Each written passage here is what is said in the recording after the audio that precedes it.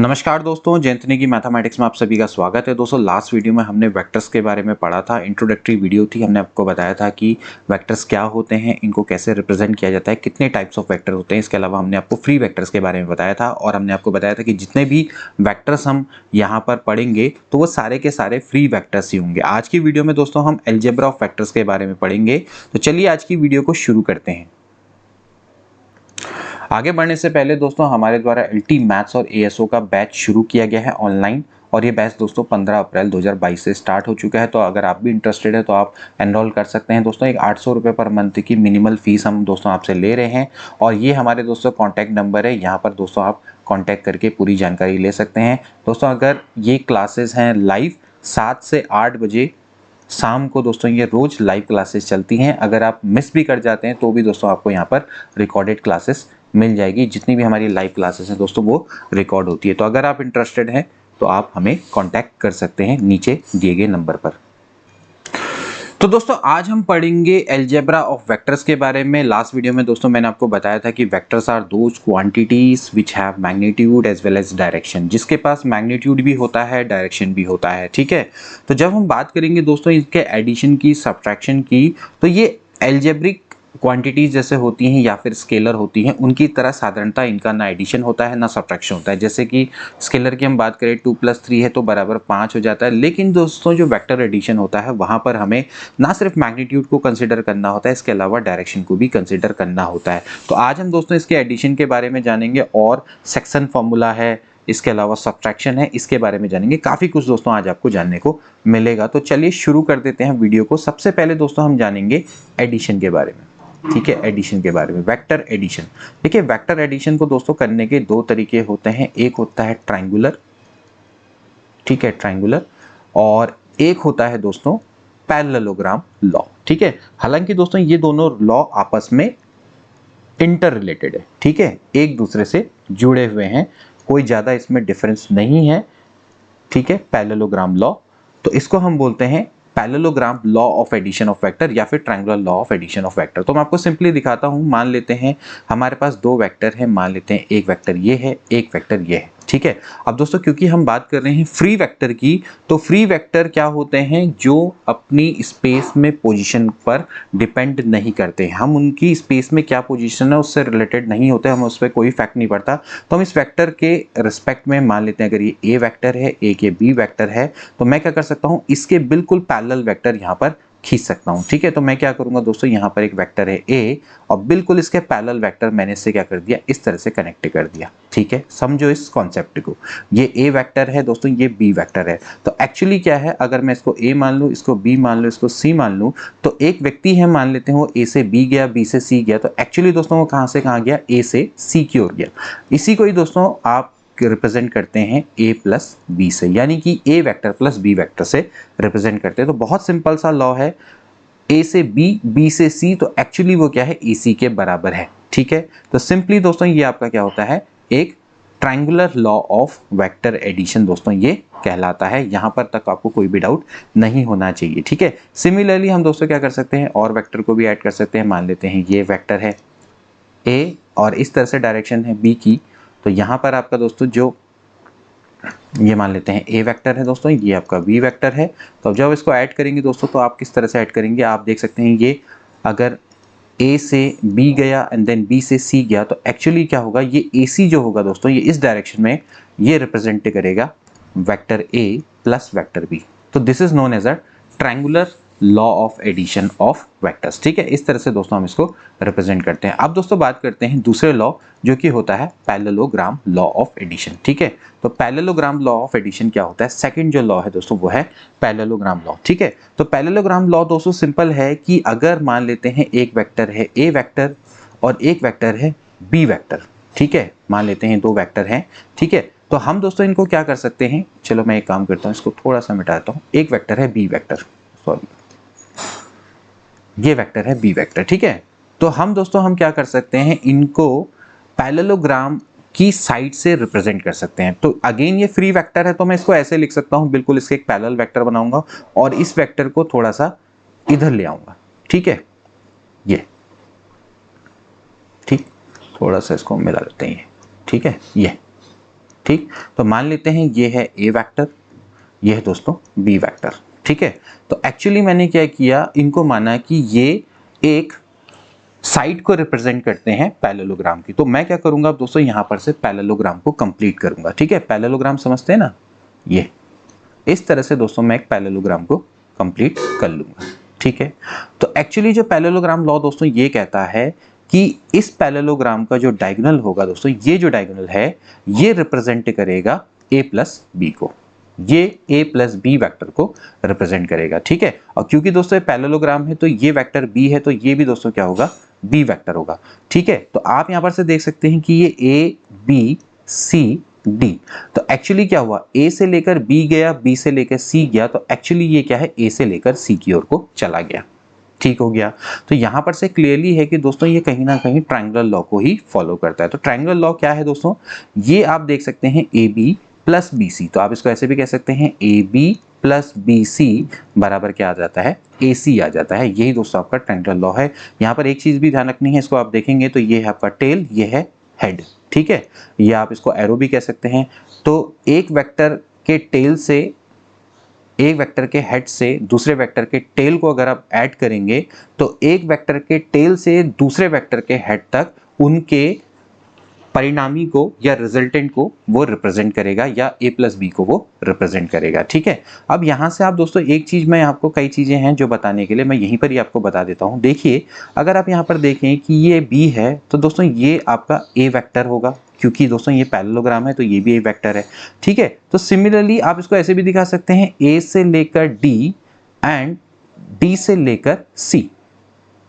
ठीक है, ए से लेकर डी, डी से लेकर सी, तो एक्चुअली दोस्तों ये किसको रिप्रेजेंट करेगा, यहां पर से आप देखें तो ये किसको रिप्रेजेंट करना चाहिए, ये करना चाहिए बी प्लस ए को रिप्रेजेंट। ठीक है, तो ए प्लस बी और बी प्लस ए दोनों के दोनों दोस्तों आपके सेम है। इसका मतलब ये है कि ए प्लस बी बराबर होता है बी प्लस ए के। यहीं से दोस्तों एक लॉ आपका प्रूफ हो जाता है। ठीक है, क्योंकि आप यहां से इस डायरेक्शन से भी ऐड कर सकते हैं, इस डायरेक्शन से भी ऐड कर सकते हैं। तो आप यहां पर से देखेंगे कि जो वेक्टर एडिशन होता है, वेक्टर एडिशन होता है वो क्या होता है दोस्तों, वो होता है कॉम्यूटेटिव। कॉम्यूटेटिव, कॉम्यूटेटिव दोस्तों लॉ को ये फॉलो करता है। ए प्लस बी बराबर आपका क्या होता है, बी प्लस ए होता है। ठीक है, यहां पर दोस्तों ध्यान रखना है कि जो ये A vector plus B vector है, ये sum of magnitude of A and B नहीं है। ठीक है, ये आपको ध्यान रखना है कि ये अलग चीज है। ठीक है, ए प्लस ए वेक्टर प्लस बी वेक्टर है, ये सम ऑफ मैग्नीट्यूड नहीं है। आप इसको ऐसे नहीं रिप्रेजेंट कर सकते, मॉड ए प्लस मॉड बी, ऐसे नहीं रिप्रेजेंट कर सकते। ठीक है, ये आप इसको इस तरह से रिप्रेजेंट नहीं कर सकते। ठीक है, ए वेक्टर प्लस बी वेक्टर है, ये अलग चीज है। ए वेक्टर प्लस बी वेक्टर का मैग्नीट्यूड निकलेगा, वो एक अलग चीज है। ठीक है, ये आपकी अपनी आप ही क्या बन जाएगी, स्केलर क्वांटिटी बन जाएगी। ये चीज दोस्तों आपको थोड़ा सा यहाँ पर ध्यान में रखनी पड़ेगी। तो फ्रेंड्स दोस्तों, अब हमें प्रॉपर्टीज ऑफ वेक्टर के बारे में अब हमने पढ़ना है। तो देखिए, पहली प्रॉपर्टी तो मैंने आपको बताई थी, यहीं से प्रूफ करवा दी है कि a प्लस बी बराबर होता है b प्लस ए, यानी कि जो वेक्टर एडिशन होता है दोस्तों वो कॉम्यूटेटिव होता है। क्या होता है, कॉम्यूटेटिव। ठीक, इसके बाद दोस्तों अगली जो प्रॉपर्टी आती है वो आती है एसोसिएटिव। ठीक है, एसोसिएटिव। देखिए, ये आपके फंडामेंटल्स लॉ होते हैं अलजेब्रा के, जिसको आपने ध्यान रखना होता है। ठीक है, मान लेते हैं हमारे पास तीन वेक्टर है ए बी सी। ठीक है, तो हम दोस्तों इनको इस तरह से लिख सकते हैं, ए प्लस बी प्लस सी बराबर होगा ए प्लस बी प्लस सी। इस तरह से दोस्तों हम इनको लिख सकते हैं, यानी कि एसोसिएट कर सकते हैं एक दूसरे को आपस में। फाइनली दोस्तों ये बराबर होता है ए प्लस बी प्लस सी के, ये बराबर होता है। ठीक है, इस तरह से आप इसको दिखा सकते हैं। मान लेते हैं हमारे पास वेक्टर्स हैं, मान लेते हैं ए वेक्टर ये है, ठीक है, ये बी वेक्टर है, ठीक है, और ये सी वेक्टर है। ठीक है, दिखाने का तरीका रहेगा जैसे भी आप इसको दिखाना चाहें। ठीक, तो ये ए वेक्टर है, ये बी वेक्टर है, ये सी वेक्टर है। ठीक है, तो ये दोस्तों आपका एक्चुअली क्या हुआ, आप अगर समझे तो एक बंदा ए से बी में गया, बी से सी में गया, सी से डी में गया। तो एक्चुअली दोस्तों वो कहां से गया, वो गया ए से डी की ओर गया। ठीक है, तो ये दोस्तों किसको रिप्रेजेंट करेगा, एक्चुअली ये रिप्रेजेंट करेगा ए प्लस बी प्लस सी को। ठीक है, अब दोस्तों इसको दिखाने के तरीके अलग अलग हो सकते हैं। देखिए, अगर आप यहां पर से देखें, यहां पर अगर आप इस चीज को देखें ध्यान से, तो ऐसा भी हो सकता है कि एक बंदा है जो ए से बी में गया, फिर बी से डी में गया।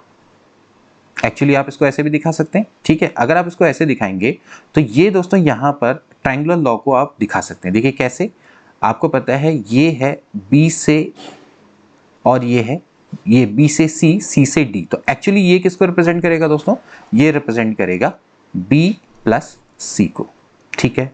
अब दोस्तों यहाँ पर आप लगाएंगे ट्रायंगुलर लॉ, ध्यान से देखिएगा कि ये जो वाला जो पार्ट है ये है बी से लेकर सी, तो एक्चुअली बी से लेकर सी से लेकर डी, तो एक्चुअली ये किसको रिप्रेजेंट करेगा बाय द ट्रायंगुलर लॉ, ये एक्चुअली रिप्रेजेंट करेगा बी प्लस सी को, ठीक है। अब दोस्तों आप इसको ऐसे भी निकाल सकते हैं, ए से लेकर बी से लेकर डी, तो वो किसके बराबर होगा, ए डी के बराबर होगा, तो ये एक्चुअली हो जाएगा ए प्लस बी प्लस सी, यानी कि ए प्लस बी प्लस सी, ये ठीक है, ए प्लस बी प्लस सी, यानी ए प्लस बी प्लस सी बराबर ए प्लस बी प्लस सी आ गया।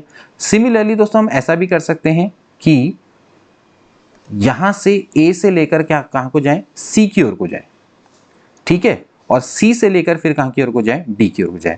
तो यहां पर दोस्तों आप देख सकते हैं कि अगर ये ए से लेकर बी है और बी से लेकर सी है, तो ये एक्चुअली किसको रिप्रेजेंट करेगा, ये रिप्रेजेंट करेगा ए प्लस बी को दोस्तों, ये रिप्रेजेंट करेगा। जो ए सी है वो ए प्लस बी को रिप्रेजेंट करेगा। तो फिर यहां से आप इसको ऐसा देख सकते हैं कि ए से लेकर सी, सी से लेकर डी किसको रिप्रेजेंट करेगा दोस्तों, ए डी को, यानी कि ए प्लस बी, पहले इसको एसोसिएट कर दो, प्लस क्या हो जाएगा, सी हो जाएगा, ठीक है। तो यहां पर से दोस्तों आपका ये एसोसिएटिव लॉ इसी फिगर से दोस्तों ये प्रूफ हो जाता है, ठीक है। अब दोस्तों हम बात करेंगे तीसरी प्रॉपर्टी की, जिसको हम बोलते हैं एक्जिस्टेंस ऑफ आइडेंटिटी, ठीक है। अब आइडेंटिटी क्या है दोस्तों, जैसे कि एडिटिव आइडेंटिटी होती है 0, 2 प्लस 0 बराबर क्या आता है, 2 आता है। मल्टीप्लिकेटिव आइडेंटिटी होती है 2 इंटू 1 बराबर 2। मैट्रिक्स की दोस्तों हमने आइडेंटिटी पढ़ी थी, आइडेंटिटी मैट्रिक्स जैसे कि ओवर एडिशन में नल मैट्रिक्स होती है, मल्टीप्लिकेशन में आइडेंटिटी मैट्रिक्स आई होती है, ठीक है। तो ऐसे ही दोस्तों यहाँ पर आइडेंटिटी एग्जिस्ट करती है किसकी, एक वेक्टर की, ठीक है। तो जो 0 वेक्टर होता है दोस्तों वो आपका क्या होता है, एडिटिव आइडेंटिटी होता है, इसको नल वेक्टर से रिप्रेजेंट किया जाता है। तो a प्लस 0 वेक्टर आपका क्या होता है, a वेक्टर के बराबर होता है, क्योंकि दोस्तों ये कम्यूटेटिव लॉ को फॉलो करते हैं। तो 0 वेक्टर प्लस a वेक्टर बराबर क्या आएगा, अगेन a वेक्टर आ जाएगा, ठीक है। इसके बाद जो चौथी प्रॉपर्टी होती है दोस्तों वो होती है इनवर्स, ठीक है। तो इनवर्स क्या है दोस्तों, जैसे कि a vector plus b vector हम करें तो वो क्या ले आए, आइडेंटिटी वेक्टर ले आए। जैसे कि अगर मैं कहूँ 2 को मैं किसके संग ऐड करूं कि भैया 0 आ जाए, तो एक्चुअली मैं -2 के संग ऐड करूंगा तो दोस्तों यहाँ पर 0 आ जाएगा, तो यानी कि 2 की एडिटिव आइडेंटिटी -2 है। इसी तरह से 2 को मैं किसके संग मल्टीप्लाई करूं कि 1 आ जाए, यानी कि मल्टीप्लिकेटिव आइडेंटिटी आ जाए, तो 2 को मैं 1/2 के संग मल्टीप्लाई करूंगा तो 1 आ जाएगा, तो 1/2 इसकी मल्टीप्लिकेटिव आइडेंटिटी है। तो यहाँ पर भी दोस्तों हमें इनवर्स देखना है, तो बी वेक्टर एक्चुअली क्या होगा, नेगेटिव ऑफ वेक्टर ए हो जाएगा, ठीक है, नेगेटिव ऑफ वेक्टर ए हो जाएगा, ठीक। तो इस तरह से आप इसको इनवर्स को भी निकाल सकते हैं, यानी कि एक वेक्टर है उसका इनवर्स एग्जिस्ट करता है। अगर एक वेक्टर a है तो उसका जो इनवर्स है दोस्तों वो माइनस ऑफ a के बराबर होता है, यानी कि मैग्नीट्यूड तो सेम होगा लेकिन डायरेक्शन आपकी क्या होगी, अपोजिट हो जाएगी, ठीक है। अब दोस्तों ये तो हो गई अलजेब्रा। अब दूसरी बात करते हैं सब्ट्रैक्शन की, ठीक है। एडिशन में तो हमने पढ़ लिया, अब पढ़ेंगे दोस्तों subtraction of vectors. Subtraction of vector भी बहुत इजी है दोस्तों, जैसे कि हमने अभी यहाँ पर पढ़ा था कि भाई एक वेक्टर है हमारे पास a इस डायरेक्शन में, ठीक है, और एक वेक्टर है हमारे पास दोस्तों b इस डायरेक्शन में, ठीक है।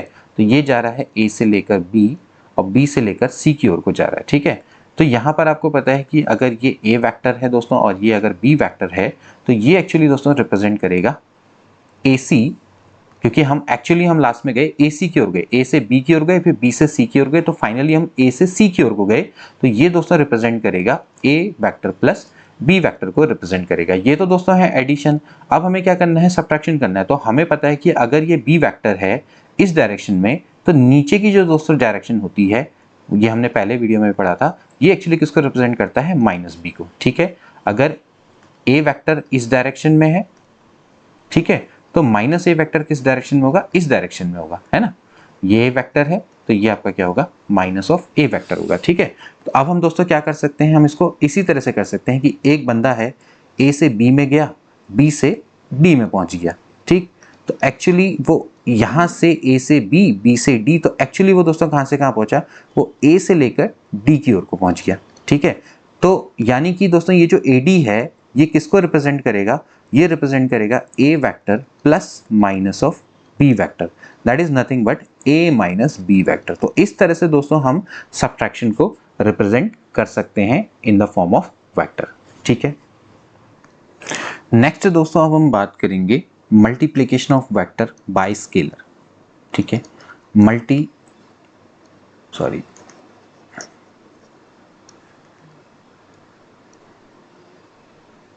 Multiplication of vectors bye scalar, ठीक है। अब multiplication of vector by scalar किस चीज को रिप्रेजेंट करता है, मान लेते हैं हमारे पास दोस्तों कोई स्केलर है m, ठीक है, और a वेक्टर है, ठीक है।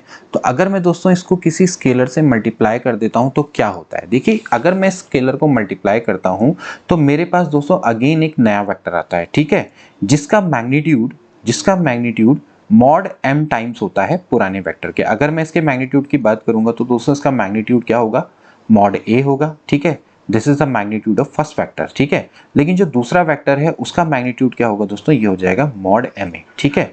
तो मॉड ma का मतलब है कि mod m into mod a vector, ठीक है।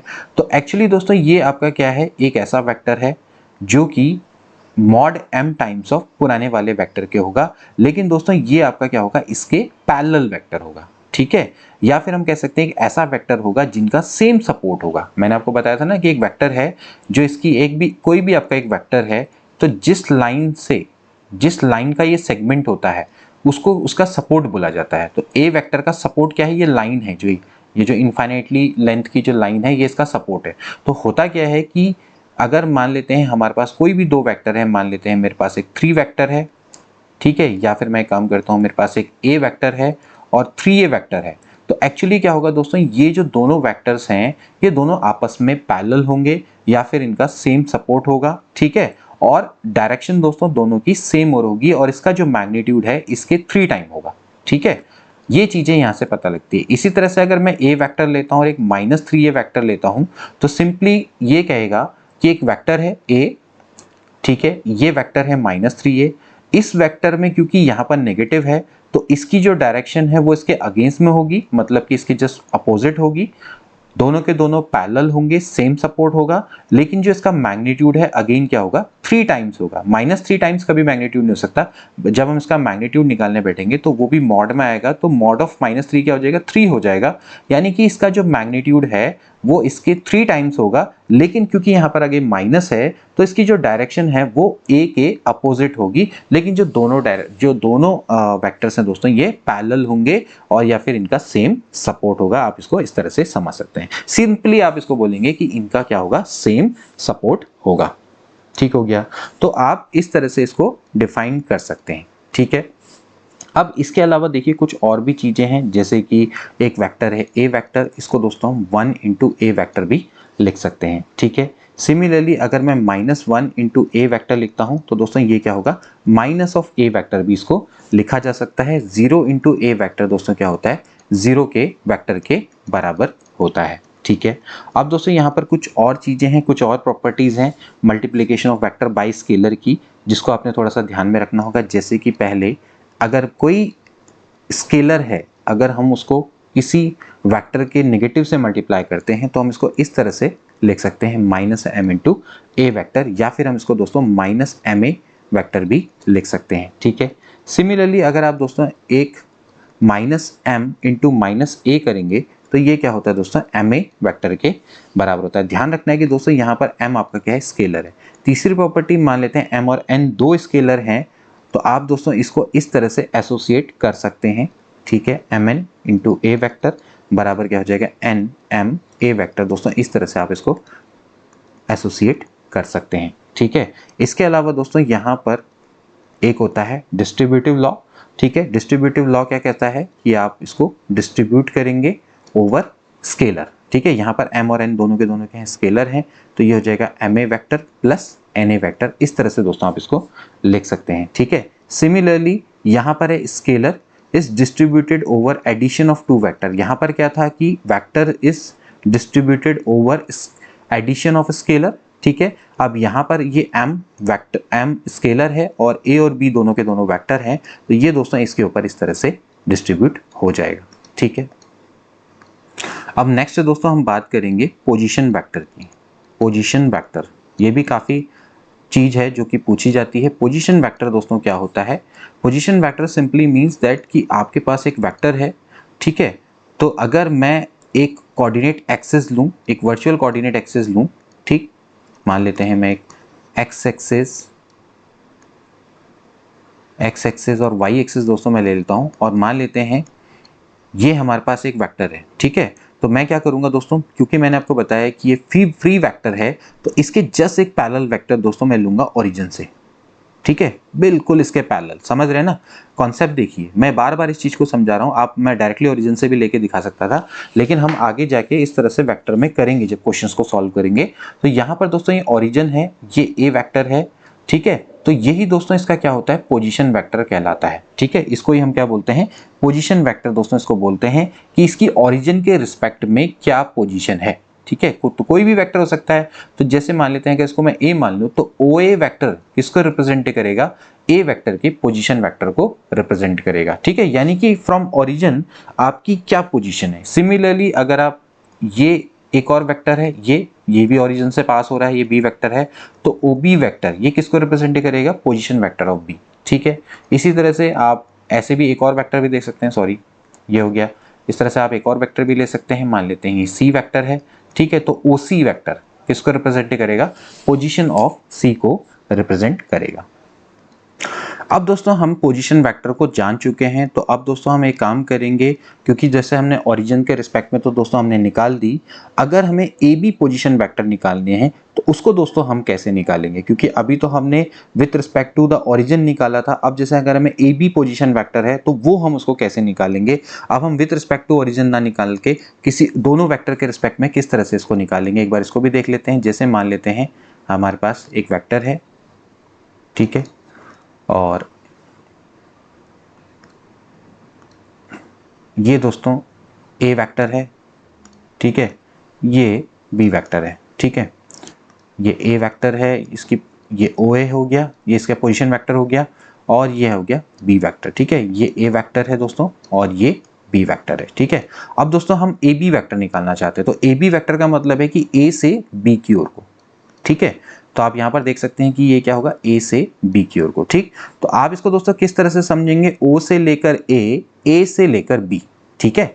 अब जैसे मैंने आपको ट्रायंगल लॉ बताया बिल्कुल वैसे समझना है। देखिए ये डायरेक्शन ये है ना, ये डायरेक्शन यहाँ से, तो बंदा यहाँ से यहाँ गया, फिर यहाँ से यहाँ आया, तो O A plus A B, O A plus A B बराबर क्या होगा दोस्तों, ओ बी होगा, ठीक है। तो ए बी बराबर दोस्तों क्या आ जाएगा, ओ बी माइनस ओ ए, ठीक है। तो ए बी वेक्टर दोस्तों क्या होगा, position vector of B minus position vector of A, ठीक है। सिमिलरली दोस्तों अगर आपने सी ए निकालना होगा तो आप इसको कैसे निकाल लेंगे, position vector of A minus position vector of C, ठीक है। अगर मुझे बी ए निकालना होगा तो मैं इसको कैसे निकालूंगा, position vector of A minus position vector of B. तो आप यहाँ से क्लियरली इस नियम की मदद से पोजीशन वेक्टर्स को निकाल सकते हैं, ठीक है। अगर आप इसका एक एग्जांपल देखें तो एग्जांपल की मदद से भी आप बहुत ईजिली समझ सकते हैं।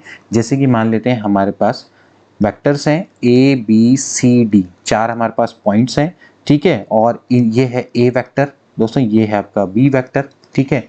ये है 2a प्लस 3b, यानी कि जो सी वाला वेक्टर है वो 2a प्लस 3b है, और जो d है वो है a माइनस 2b, ठीक है। ये a वेक्टर है, ये b वेक्टर है, मतलब कि a पॉइंट पर है, ये b पॉइंट है, ये c पॉइंट है, ये d पॉइंट है, ठीक है।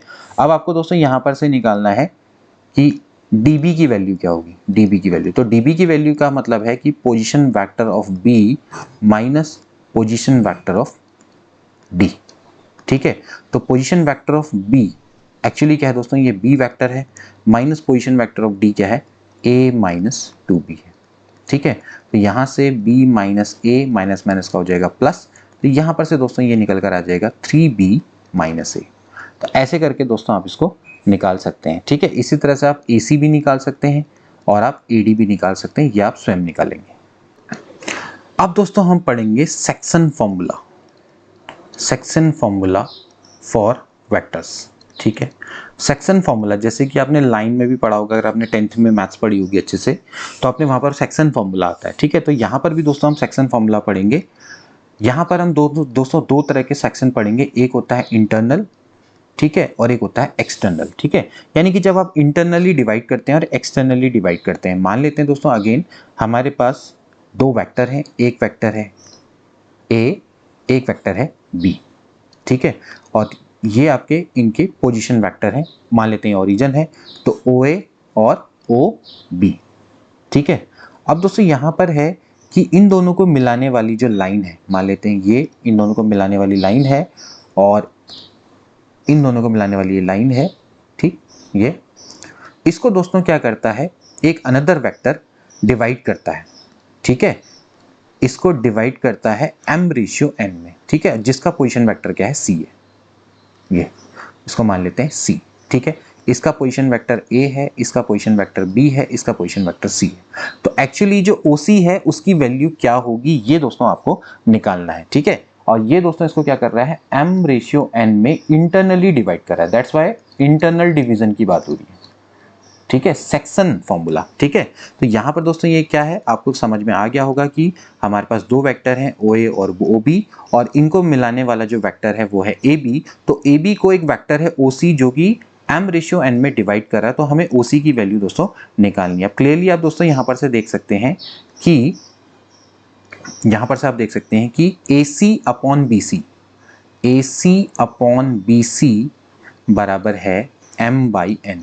ठीक है, AC अपॉन BC। ठीक, तो अगर मैं AC अपॉन BC की बात करूंगा, देखिए AC का मतलब क्या होगा, मैंने आपको पहले ही बताया। अगर चलो मैं एक काम करता हूँ, इसको मल्टीप्लाई कर लेता हूँ, n इंटू AC बराबर हो जाएगा m इंटू BC। ठीक है, तो n इंटू AC बराबर अगर n इंटू BC हो गया तो n इंटू AC का मतलब क्या हो गया, position vector of C minus position vector of A। अब तो बहुत ईजी है समझना, तो C माइनस क्या हो जाएगा, A हो जाएगा, और m इंटू बी सी की वैल्यू हो जाएगी फिर से c माइनस क्या हो जाएगी दोस्तों, b हो जाएगी। तो N C minus N A बराबर हो जाएगा M C minus M B. ठीक, तो यहाँ से इसको दोस्तों ले आए साथ में, N C minus M C बराबर एन ए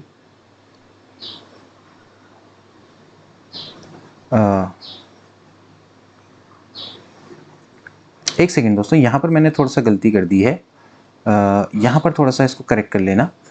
ये ए सी अपॉन सी बी था ये। ठीक है, ए सी अपॉन दोस्तों ये सी बी है ना, ए सी अपॉन सी बी एक डायरेक्शन में लेंगे ना, तो यहाँ पर थोड़ा सा गड़बड़ हो गई है, कोई बात नहीं, इसको ठीक कर लेते हैं।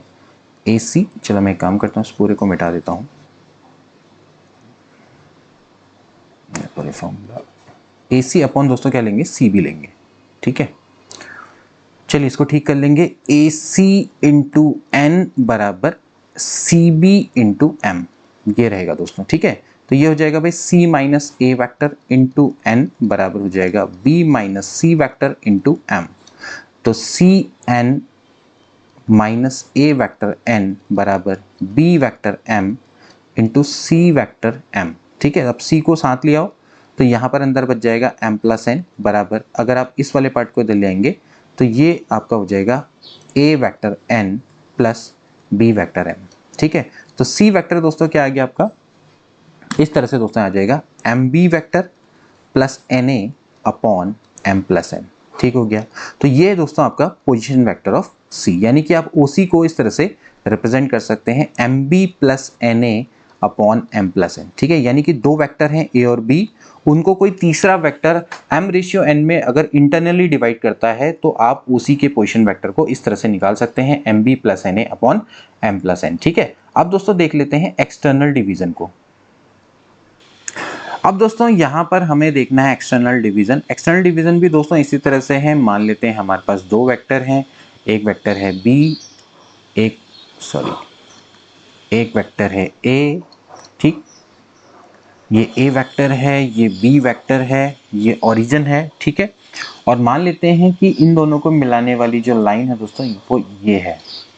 ठीक है, वो इस तरह से जा रही है। ठीक है, और इसको दोस्तों यहाँ पर हम इसको अगर आगे एक्सटेंड करें ये इस तरह से, ये a मान लेते हैं दोस्तों, तो यहाँ पर दोस्तों एक वेक्टर है c, ये जो कि इसको एक्सटर्नली डिवाइड करता है। ठीक है, एक सेकेंड देखो, इसको दोस्तों ये एक्सटर्नली डिवाइड करता है। ठीक है, ये आपकी लाइन है ए बी, तो ए बी लाइन को दोस्तों ये क्या कर रहा है, एक्सटर्नली डिवाइड कर रहा है। ठीक है, एक्सटर्नली डिवाइड कैसे कर रहा है, m रेशियो n में। ठीक है, तो यहाँ पर दोस्तों आपने ध्यान रखना है कि जो एक्सटर्नली कैसे डिवाइड करेगा, AC अपॉन BC। ठीक है, AC क्योंकि m ये पूरा m रेशियो होगा और ये क्या होगा, n होगा। ठीक है, क्योंकि एक्सटर्नली डिवाइड कर रहा है। जैसे यहाँ पर आपका ये था ना, ये यहाँ पर जो चीज़ थी तो C था मिडिल में, ये C तो कैसे था, AC अपॉन CB ना, तो जो C है वो डिवाइड करा तो मिडिल में ही आएगा। ठीक, यहाँ पर भी वही होगा, यहाँ पर भी क्या होगा, यहाँ पर भी ऐसा ही होगा, यहाँ पर भी क्या होगा, AC अपॉन BC। ठीक है, तो AC अपॉन BC तो m रेशियो है। ठीक, तो यहाँ पर से दोस्तों आपका जो रूल निकल कर आएगा वो ये इस तरह से होगा कि चलो यहाँ पर ये वेक्टर दोस्तों कैंसिल है, ये वाला आपका B वेक्टर है, ये वाला आपका C वेक्टर है। ठीक है, ध्यान रखना ये C वेक्टर है। ठीक, तो अब आपको पोजीशन वेक्टर ऑफ C निकालनी है जब एक्सटर्नली डिवाइड करता है। तो यहाँ पर आप देख सकते हैं कि जब आप एक्सटर्नली ये डिवाइड कर रहा है तो इस केस में दोस्तों क्या हो जाएगा, इस केस में यहाँ से आप इस तरह से निकाल सकते हैं जैसे कि मैंने बताया, AC upon BC, AC upon BC। ठीक है, बराबर आपका क्या हो जाएगा, m/n। ठीक है, अब दोस्तों आप इसको सॉल्व करेंगे, this is position vector of C minus position vector of A upon position vector of C minus position vector of B बराबर हो जाएगा m अपॉन n। यहाँ मल्टीप्लाई कर लेना है, NC माइनस NA वेक्टर बराबर हो जाएगा MC vector minus MB vector. ठीक है, इसको आप इधर ले आएंगे, NC vector minus MC vector बराबर हो जाएगा NA vector minus MB vector. ठीक है, तो अगर आप माइनस कॉमन ले लें और C वेक्टर कॉमन ले लें तो n माइनस m बराबर हो जाएगा NA vector minus MB vector. So C vector बराबर हो जाएगा MB vector minus NA vector upon m minus n। ठीक है, so this is the formula for external division. ठीक है, मतलब कि A और B वेक्टर हैं, उनको कोई एक्सटर्नली m रेशियो n पे काटता है तो उसके पोजीशन वेक्टर दोस्तों आप इस तरह से निकाल सकते हैं, MB minus MA upon m minus n। ठीक है, अब दोस्तों यहाँ पर हमने एक चीज ऊपर पढ़ी थी कि भाई जब इंटरनल डिवीजन होता है तो इंटरनल डिवीजन में m रेशियो n है तो क्या होगा, तो आप यहाँ पर देख सकते हैं कि जब m रेशियो n है तो यहाँ पर फॉर्मूला होगा MB plus NA upon m plus n। अब मान लेते हैं अगर m रेशियो n अगर 1 रेशियो 1 है, यानी कि इसको इक्वली डिवाइड करे लाइन को, तो इस केस में दोस्तों क्या हो जाएगा कि m अपॉन n है उसकी वैल्यू क्या हो जाएगी, 1 हो जाएगी। ठीक है, तो यहाँ से दोस्तों ये फॉर्मूला है ये आपका क्या आ जाएगा भाई, a प्लस b बाई 2 आ जाएगा डायरेक्टली। ठीक है, यहाँ पर से आप देख सकते हैं आपने क्या करना है, m बाई n कर देना है, यहाँ पर से n कॉमन ले लेना है। ठीक है, यहाँ पर m बाई n की जगह पे क्या रख देंगे दोस्तों, आप 1 रख देंगे। ठीक है, तो यहाँ पर से ये वैल्यू क्या हो जाएगी, 1 हो जाएगी, तो b plus a upon 1 plus 1 यानी कि a प्लस b बाई 2। इस तरह से आप दोस्तों यहाँ पर OC के पोजीशन वेक्टर को निकाल सकते हैं। तो दोस्तों आज की वीडियो के लिए इतना ही, मिलते हैं अगली वीडियो में, till then take care and good bye.